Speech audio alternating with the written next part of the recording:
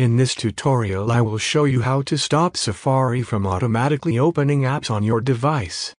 So when you tap on a link in Safari and it opens the corresponding app, I will show you how to prevent that.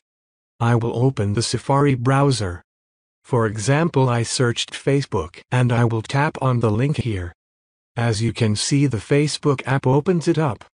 If you want to stop automatically opening apps, long press on the link and tap Open a new tab. Now that link is opened in a new tab.